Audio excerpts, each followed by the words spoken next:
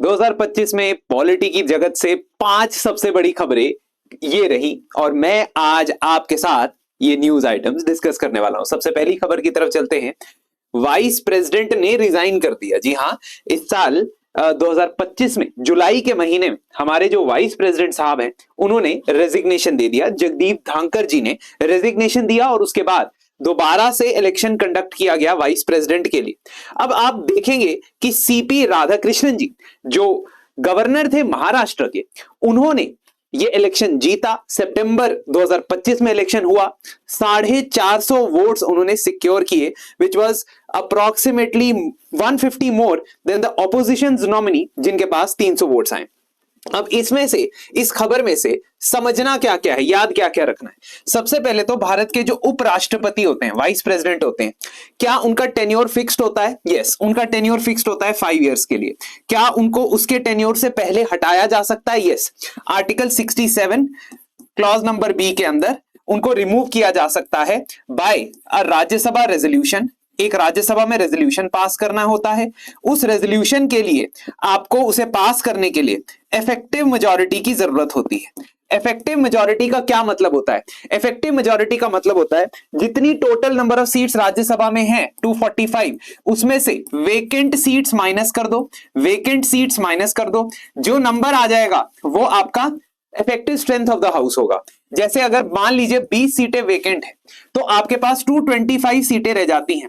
इसमें से 50% यानी कि 118 लोग अगर कह देते हैं, नॉट 118 बेसिकली 113 लोग अगर कह देते हैं कि हाँ वाइस प्रेसिडेंट को हटाना है तो हटाना पड़ेगा।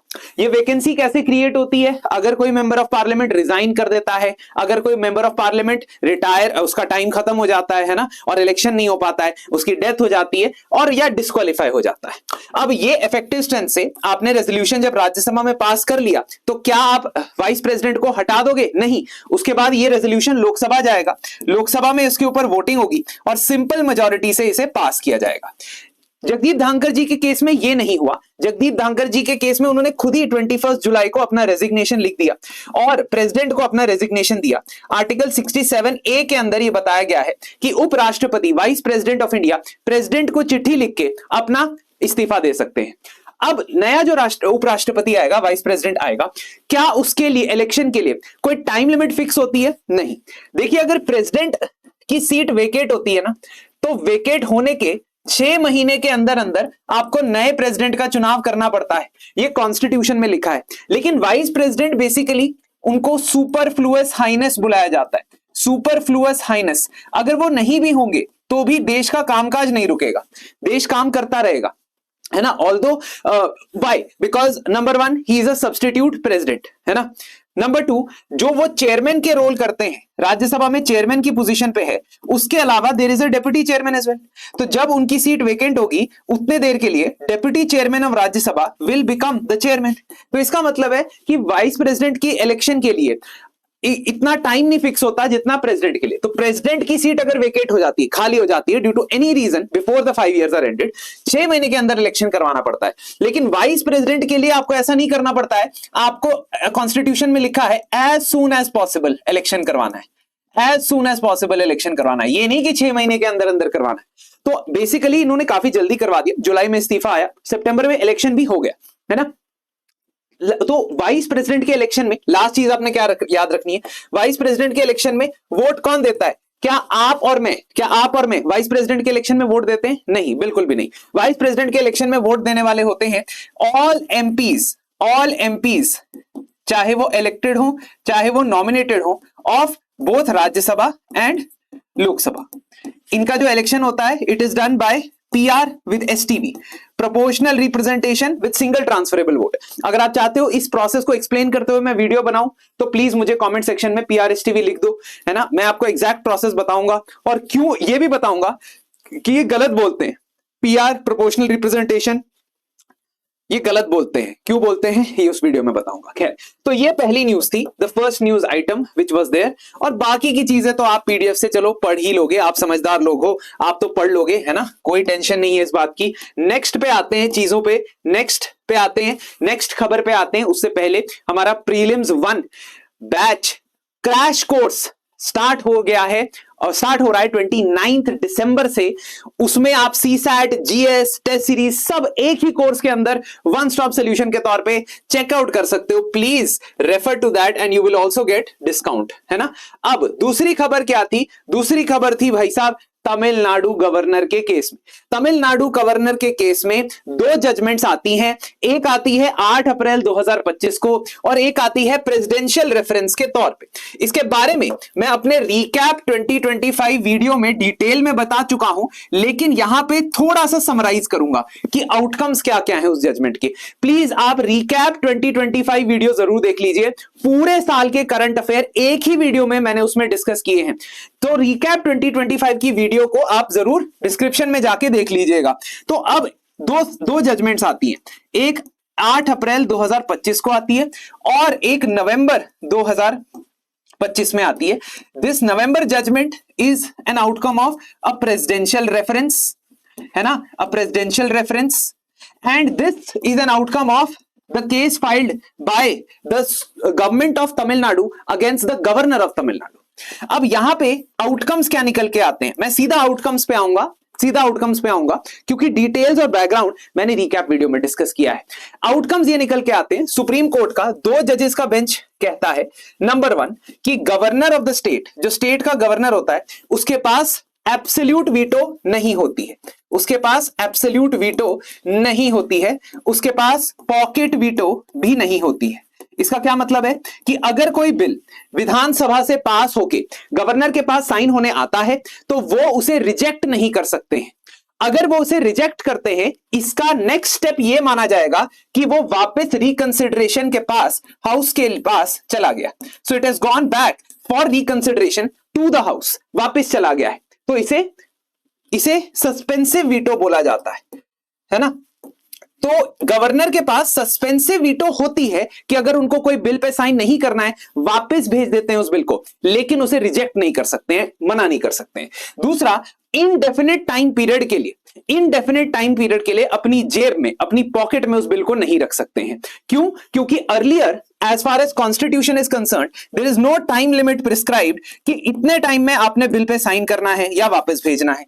लेकिन इस पर्टिकुलर जजमेंट में सुप्रीम कोर्ट कहता है कि हम टाइम लिमिट प्रिस्क्राइब करते हैं 1 month/3 months, depending upon whether the decision is supposed to be taken on governor's discretion or the decision is supposed to be taken on the council of ministers advice। यहां पे court कहता है कि governor ने bill को वापस भेजना है या गवर्नर ने बिल को प्रेसिडेंट को रेफर करना है, यह फैसला उन्हें 1 महीने या 3 महीने में लेना पड़ेगा, डिपेंडिंग अपॉन वो फैसला अपनी डिस्क्रिशन पे ले रहे हैं। अगर वो अपनी डिस्क्रिशन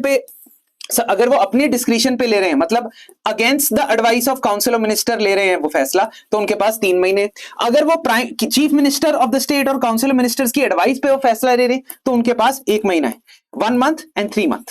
ठीक है, तो ये टाइम लिमिट फिक्स कर दी इस पर्टिकुलर जजमेंट में। लास्टली कोर्ट ने ये कहा कि जिन 10 बिल्स की वजह से तमिलनाडु की सरकार ने चैलेंज किया था कि 2020 से लेकर 2023 हो गया, लेकिन गवर्नर ने साइन नहीं किया, गवर्नर साहब ने साइन नहीं किया, कोर्ट ने कहा we deem them to be passed. मतलब एक ऐसा काम जो गवर्नर का है वो कोर्ट ने कर दिया और बोल दिया कि we will be considered to be passed, इन्हें पास समझो, हम कहते हैं। उसके बाद सरकार जाती है सुप्रीम कोर्ट के पास। सरकार इस जजमेंट की अपील नहीं करती है, वैसे भी सुप्रीम कोर्ट की जजमेंट का अपील नहीं होता है, सुप्रीम कोर्ट की जजमेंट का रिव्यू होता है, क्योंकि सुप्रीम कोर्ट के ऊपर तो कोई कोर्ट नहीं है। लेकिन सरकार रिव्यू के लिए नहीं जाती है, सरकार आर्टिकल 143 का इस्तेमाल करती है और बिना तमिलनाडु गवर्नर केस की बात किए हुए कॉन्स्टिट्यूशन के कुछ आर्टिकल्स पे क्लैरिटी मांगती है। Article 143 is the advisory jurisdiction of supreme court. इस पावर के तहत सुप्रीम कोर्ट के पास प्रेसिडेंट यानी कि गवर्नमेंट ऑफ इंडिया जा सकती है किसी लीगल या कॉन्स्टिट्यूशनल क्वेश्चन के क्लैरिटी के लिए। आज तक भारत सरकार 16 बार इस वाले केस को मिलाकर 16 टाइम्स सुप्रीम कोर्ट के पास जा चुकी है। इस 16th प्रेसिडेंशियल रेफरेंस के अंदर सुप्रीम कोर्ट का 5 जजेस का बेंच बैठता है और 5 जजेस का बेंच कुछ क्लैरिफिकेशन देता है। पहली क्लैरिफिकेशन यह है कि सुप्रीम कोर्ट या जुडिशरी गवर्नर के ऊपर या प्रेसिडेंट के ऊपर टाइम लिमिट नहीं लगा सकती। टाइम लिमिट नहीं लगा सकती। The time limit can not be imposed on whether to sign the bill और नॉट। दूसरा, सुप्रीम कोर्ट या judiciary deemed to be sign, deemed bill is deemed to be signed, ऐसा नहीं बोल सकती, क्योंकि इससे वो गवर्नर और प्रेसिडेंट की जो पावर्स है उसको एनक्रोच कर रही होगी, और ऐसा वो नहीं कर सकती है। सुप्रीम कोर्ट यहां पे ये भी कहता है कि हां, गवर्नर अगर इनडेफिनिट पीरियड तक, अनिश्चित काल तक बिल के ऊपर साइन नहीं करते तो उनका ये फैसला जुडिशरी में क्वेश्चन हो सकता है, और जुडिशरी उनको कह सकती है कि प्लीज जल्दी से जल्दी बिल पे साइन कर दीजिए, लेकिन जुडिशरी उन पे टाइमलाइन नहीं फिक्स कर सकती। तो once again two contradicting judgements coming from the supreme court. This was another major event which happened in the year 2025. Another major event which happened in 2025 was a question mark on judicial accountability when impeachment or removal proceedings started against Justice Yashwant Verma of Delhi High Court, who was later transferred to Allahabad High Court. तो होता यह है कि justice Yashwant Verma जी के घर पे 14 मार्च को 2025 को आग लगती है, और कुछ फोटो सर्कुलेट होती है फायर एक्सटिंग्विशिंग के टाइम पे, जिसमें कैश के बंडल्स आधे जले हुए आधे रिकवर मिलते हैं, जिसके बाद उनके ऊपर सबसे पहले तो ये एलिगेशन लगता है कि उनके पास ये कैश के बंडल आए कहां से। अब 1998 में सुप्रीम कोर्ट ने खुद का अपना एक मैकेनिज्म, इंटरनल मैकेनिज्म क्रिएट किया था कि कैसे अगर किसी जजेस के खिलाफ कोई सीरियस एलिगेशंस आते हैं करप्शन वगैरह के, तो हम इंटरनली उसका इन्वेस्टिगेशन करें। सुप्रीम कोर्ट इस पर्टिकुलर केस में 3 मेंबर का एक इंटरनल पैनल बनाता है, जिसमें हाई कोर्ट के कुछ जजेस को इंक्लूड करके वो रिपोर्ट तैयार करता है। उस रिपोर्ट में वो ये प्रस्ताव देता है, सुझाव देता है जस्टिस वर्मा जी को, यशवंत वर्मा जी को, कि आप रिजाइन कर दीजिए, क्योंकि हमें prima facie on the face of it ऐसा लगता है कि आपने किसी ना किसी तरीके की करप्ट एक्टिविटी में इन्वॉल्वमेंट दिखाई। अब इस पर्टिकुलर खुलासे के बाद जस्टिस वर्मा जी अब अलेजेडली रिजाइन करने से मना करते हैं, जिसके बाद chief justice of India justice Sanjiv Khanna ji, supreme court के चीफ जस्टिस, अप्रोच करते हैं गवर्नमेंट को, प्राइम मिनिस्टर को, और रिकमेंड करते हैं कि आप इनके खिलाफ रिमूवल प्रोसीडिंग शुरू करा दीजिए। अब इससे क्वेश्चन में आता है रिमूवल प्रोसीडिंग्स, जो मेंशन्ड है कॉन्स्टिट्यूशन के आर्टिकल 124 में। कॉन्स्टिट्यूशन के आर्टिकल 124 के अंदर यह बताया गया है कि सुप्रीम कोर्ट के जजेस का टेन्योर यूं तो फिक्स्ड है। क्यों? क्योंकि 65 इयर्स के जब तक वो नहीं हो जाते हैं तब तक उन्हें ऑफिस से रिमूव नहीं किया जा सकता, बट पार्लियामेंट में एक रिमूवल प्रोसीडिंग्स के थ्रू उन्हें रिमूव जरूर किया जा सकता है। Same applies to high court जजेस as well, exactly same applies to high court judges as well under article 217। तो ये सेम चीज, सेम कंडीशन सुप्रीम कोर्ट जज और हाई कोर्ट जज पे अप्लाई होती है। ठीक है, आई थिंक 214 होगा, एक बार चेक कर लेना, 214 है। ठीक है, अब इनके रिमूवल के लिए there is a special procedure that has to happen. Constitution tells you something limited. Constitution tells you that a judge of Supreme Court or High Court can be removed by a resolution passed by both houses, that is Lok Sabha and Rajya Sabha, by a special majority। Special majority का मतलब है कि अगर आपके पास 50% of total strength of the house plus 2/3 members present and voting, ये दोनों condition meet करती हैं, तभी आप एक जज के रिमूवल का रेजोल्यूशन पास कर सकते हो। एग्जाम्पल के तौर पे अगर लोकसभा में आज 300 लोग आए हैं तो 2 कंडीशंस आपने चेक करनी है। एक कंडीशन, जो क्या 2/3 of 300 जितने लोग आज आए हैं, दैट इज क्या 200 लोग, दिस इज द 200 वोट्स, है ना। लेकिन सिर्फ इतनी कंडीशन से काम नहीं होगा, आपने ये भी देखना है लोकसभा की टोटल स्ट्रेंथ का 50% हो रहा है या नहीं हो रहा है। लोकसभा की टोटल स्ट्रेंथ है 543, उसका 50% है 272। क्या आपके पास 272 वोट्स हैं 300 में से, है ना। Both conditions have to be met, only then the जज कैन बी रिमूव्ड। अब ऐसा करने के लिए सिर्फ इतना ही लिखा गया है संविधान, लेकिन प्रोसीजर क्या होगा और कैसे रिमूव किया जाएगा, ये जजेस इंक्वायरी एक्ट ऑफ 1968 में लिखा गया है। और इस जजेस इंक्वायरी एक्ट ऑफ 1968 के अंदर पूरा स्टेप बाय स्टेप प्रोसेस बताया गया है। स्टेप बाय स्टेप प्रोसेस ये है कि अगर आप लोकसभा या राज्यसभा कहीं पे भी जज के रिमूवल का मोशन इंट्रोड्यूस कर रहे हो, तो उसके लिए राज्यसभा में 50 मेंबर ऑफ पार्लियामेंट और लोकसभा में 100 मेंबर ऑफ पार्लियामेंट का समर्थन चाहिए, सिग्नेचर चाहिए। Only then in either house of the parliament you can introduce a removal motion. उसके बाद यह मर्जी होती है लोकसभा के स्पीकर की या राज्यसभा के चेयरमैन की कि वो इस मोशन को एक्सेप्ट करते हैं या रिजेक्ट करते हैं। For example in 2018 a removal motion was introduced against chief justice of India at that time, justice Deepak Mishra, but at that time the chairperson of Rajya Sabha he rejected to accept that, उन्होंने refuse कर दिया। लेकिन इस बार क्या हुआ, इस बार लोकसभा के स्पीकर ने एक्सेप्ट कर लिया मोशन, क्योंकि मैंने आपको जैसा पहले बताया इंटरनल कमेटी ने भी कुछ ऐसा ही रिकमेंडेशन दिया था। और उसके बाद 3 मेंबर की कमेटी बनाई भी गई है। होता क्या है basically, once your speaker, the speaker of the house, once he accepts the motion, there is supposed to be an inquiry committee, and this inquiry committee will have 3 judges और 3 members, 3 members होंगे। एक member होगा जो supreme court जज या CJI है, if the person is not CJI who is in question तो CJI होगा, दूसरा हाई कोर्ट का जज होगा, और तीसरा एक एमिनेंट जूरिस्ट होगा, मतलब जुडिशियल फील्ड से ताल्लुक रखने वाला, नाता रखने वाला कोई और व्यक्ति। तो ऐसी कमेटी ऑलरेडी कंस्टिट्यूट कर दी गई है जस्टिस यशवंत वर्मा जी के खिलाफ चीजों को इन्वेस्टिगेट करने के लिए। अब अगर ये कमेटी ये कह देती है after investigation and after allowing justice Verma to put his case in front of them, if the committee says that yes this person is guilty of misbehaviour और इनकैपेसिटी, यहां पे तो इनकैपेसिटी का मुद्दा नहीं है क्योंकि person is capable of doing the job, but corruption का मुद्दा आ सकता है। तो कॉन्स्टिट्यूशन में यही 2 क्राइटेरिया लिखे हैं जज को रिमूव करने के। तो अगर मिसबिहेवियर के लिए गिल्टी पा लेता है ये committee, if the committee says it is the person is guilty, then the voting will be held, और उस वोटिंग में आपको वही 50% प्लस 2/3 ये वाली कंडीशन मीट करनी पड़ेगी। पहले हाउस में जब ये हो जाए तो फिर दूसरे हाउस में दोबारा से इस रेजोल्यूशन पे वोटिंग होगी। इंक्वायरी एक ही बार होगी, इंक्वायरी पहले ही हाउस में होगी, लेकिन वोटिंग 2 बार होगी। और अगर दूसरा हाउस कह देता है with 50% and 2/3 conditions, that is special majority, तो उसके बाद जज को रिमूव किया जा सकता है। क्या जस्टिस यशवंत वर्मा जी को रिमूव किया जाएगा? सवालिया निशान अभी है, क्वेश्चन मार्क्स हैं, बट बाकी की चीजें आगे हमारे लिए बेहतर होगी। ये 3 मेंबर कमेटी, जैसा मैंने आपको बताया, 3 मेंबर्स ऑलरेडी अपॉइंट हो चुके हैं। स्पीकर ओम बिरला जी ने 3 मेंबर की कमेटी बना ली है। सुप्रीम कोर्ट के जज जस्टिस अरविंद कुमार इसमें है, मद्रास हाईकोर्ट के जज जस्टिस मनिंद्र मोहन श्रीवास्तव हैं, और हाईकोर्ट के एडवोकेट BV आचार्य जी हैं। तो देखते हैं ये कमेटी अपनी रिपोर्ट कब प्रस्तुत करती है। नाउ नेक्स्ट पर्टिकुलर न्यूज पे जाने से पहले once again a friendly reminder कि हमारा प्रीलिम्स 1 क्रैश कोर्स 29 दिसंबर से स्टार्ट हो रहा है, जिसमें static, current affairs, GS, CSAT, test series सब कुछ एक ही कोर्स के अंदर आपको अवेलेबल होगा। प्लीज एक बार वेबसाइट पे जाके विजिट करें, आपको डिस्काउंट भी मिलेगा। अब आते हैं नेक्स्ट न्यूज आइटम पे। The next news item is related to SIR, special intensive revision of voter lists.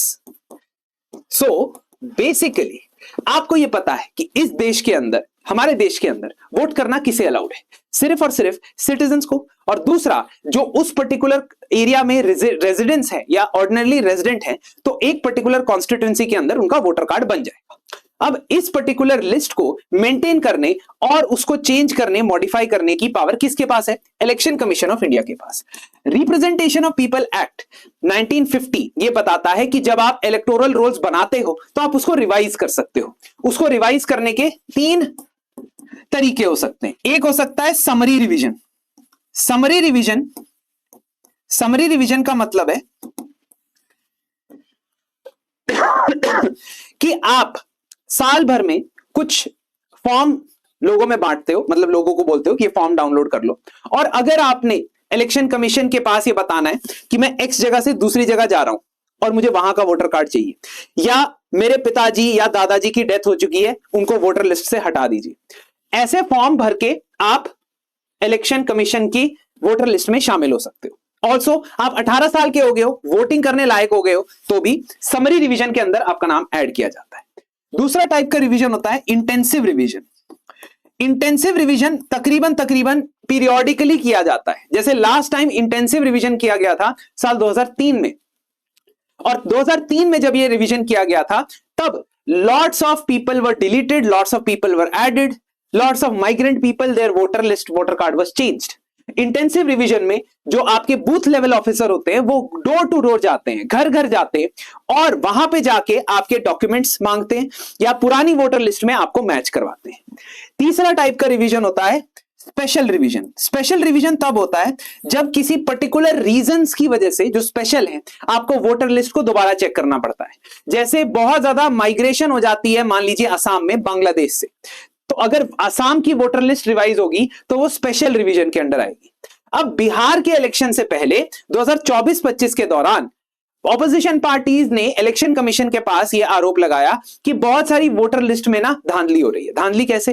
धांधली ऐसे कि एक ही एड्रेस पे मल्टीपल वोटर्स हैं, बहुत सारे वोटर्स जो डेड हो चुके हैं, मर चुके हैं, मृत्यु हो चुकी है उनकी, उनके नाम अभी भी वोटर लिस्ट में है। बहुत सारे लोग 2 जगह 3 जगह 4 जगह से वोट दे रहे हैं।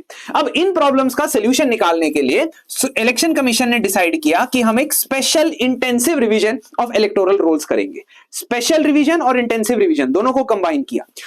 स्टार्ट करेंगे बिहार से, अनाउंस किया जुलाई में, क्योंकि बिहार में नवंबर में चुनाव थे। बिहार में जब special intensive revision of electoral rules हो रहा था उस वक्त इलेक्शन कमीशन ने कहा कि या तो आप ये बता दीजिए कि 2003 की वोटर लिस्ट में आपका नाम है, क्योंकि लास्ट टाइम स्पेशल रिवीजन तब हुआ था, या आप कोई ना कोई आइडेंटिटी का डॉक्यूमेंट दे दीजिए। वो आइडेंटिटी के डॉक्यूमेंट की लिस्ट में इनिशियली आधार कार्ड नहीं था। सुप्रीम कोर्ट के कहने पे इलेक्शन कमीशन ने उसमें आधार कार्ड भी इंक्लूड किया, लेकिन सिर्फ आधार कार्ड के बेसिस पे या अलोन आधार कार्ड के बेसिस पे आप ये एस्टैब्लिश नहीं कर पाते हो, क्योंकि Aadhaar card is not a proof of residence. Aadhaar card is not a proof of citizenship. तो इस वजह से इलेक्शन कमीशन एडिशनल डॉक्यूमेंट्स मांगने लगा उन लोगों से जो ना तो 2003 की लिस्ट में थे, ना 2003 के किसी मेंबर से या किसी वोटर से लिंक्ड थे बाय ब्लड रिलेशन। इस वजह से इस पे कंट्रोवर्सी भी हुई। जब बिहार के इलेक्शन हुए तो बिहार के इलेक्शन के बाद ये डिसाइड किया गया कि एक नेशन वाइड एसआईआर करवाया जाएगा, तो कंट्रोवर्सी बढ़ती चली गई। कंट्रोवर्सी का एक कारण यह था कि ये बहुत जल्दी जल्दी में किया जा रहा था। फॉर एग्जाम्पल महाराष्ट्र जैसे स्टेट में जहां पे बहुत देर बाद इलेक्शन है ना, वेस्ट बंगाल में तो हम मानते हैं चलो अभी इलेक्शन, ठीक है, महाराष्ट्र जैसे स्टेट में इलेक्शन 2029 के आसपास है ना, तो वहां पे इतनी जल्दी क्यों एसआईआर की प्रोसेस कंप्लीट करनी है? क्या अगर हम देखें टाइमलाइन को, let me show you the timeline guys, मैं आपको टाइमलाइन बताता हूं कि टाइमलाइन कैसे फिक्स हुई थी, है ना। तो अब पहले फिक्स हुआ था कि 4 नवंबर से 4 दिसंबर तक बूथ लेवल ऑफिसर जाएंगे सबके घरों में और वोटर डेटा की वेरिफिकेशन करेंगे और 8 दिसंबर को ड्राफ्ट रोल पब्लिश होंगे। लेकिन रिसेंटली इस डेडलाइन को बदल दिया गया। पहले 4 दिसंबर डेडलाइन थी, उसको 11 दिसंबर कर दिया। वेस्ट बंगाल में तो यह कहा जा रहा है कि they are asking for more time because इतने कम समय में सभी वोटर्स को कवर करना मुश्किल है। ऑल्दो पहली ड्राफ्ट रिलीज हो गया वेस्ट बंगाल का, तो पहला ड्राफ्ट जो रिलीज हुआ उसमें बहुत सारे वोटर्स का नाम नहीं। क्या इसके बाद आप अगर आपका नाम फर्स्ट ड्राफ्ट में नहीं आता है तो क्या आप ऑब्जेक्शन फाइल कर सकते हो? यस, सिटीजन ऑब्जेक्शन फाइल कर सकते हैं और उसकी भी अपील कर सकते हैं। So there is a 2 step appeal mechanism. Lastly ये डेट भी आगे फिक्स पुश कर दी गई है, 14 फरवरी को फाइनल इलेक्टोरल्स होंगे। आपसे अगर सवाल पूछा जाए कि क्या पूरे देश में एसआईआर हो रहा है? नहीं, अभी सिर्फ 11 स्टेट्स और यूटीज में एसआईआर हो रहा है, पूरे कंट्री में नहीं हो रहा है। 11 states and UTs are involve, but बीच में क्योंकि बूथ लेवल ऑफिसर्स के ऊपर वर्क प्रेशर ज्यादा होने की वजह से न्यूज बहुत ज्यादा आई, इस वजह से ये चर्चा में रहा। बूथ लेवल ऑफिसर्स के ऊपर मैंने एक वीडियो बनाया है कि who are booth level officers, how do they function. Please description में उसका लिंक लगा दूंगा, वो एक बार जरूर देख लेना। मेरी कोशिश तो रहती है कि सभी कुछ एक वीडियो में बना दूं, लेकिन कितनी चीजें बताऊं आपको। बहुत सारी अलग अलग वीडियोस बनाई हैं मैंने ऑन डिफरेंट टॉपिक्स, अगर आप फॉलो करोगे आपको जरूर ये देखने को मिलेगा। अब आते हैं लास्ट न्यूज के ऊपर। इन अगस्त 2025 a bill was introduced in the Lok Sabha. This bill is basically 130th constitutional amendment bill, यानी कि संविधान को बदलने की कोशिश कर रहा है ये बिल। इस बिल के अंदर क्या लिखा है? इस बिल के अंदर ये लिखा है कि हम मिनिस्टर्स की क्रिमिनल प्रवृत्तियों को रोकना चाहते हैं, यानी क्रिमिनल टेंडेंसीज को रोकना चाहते हैं। कैसे रोकना चाहते हैं?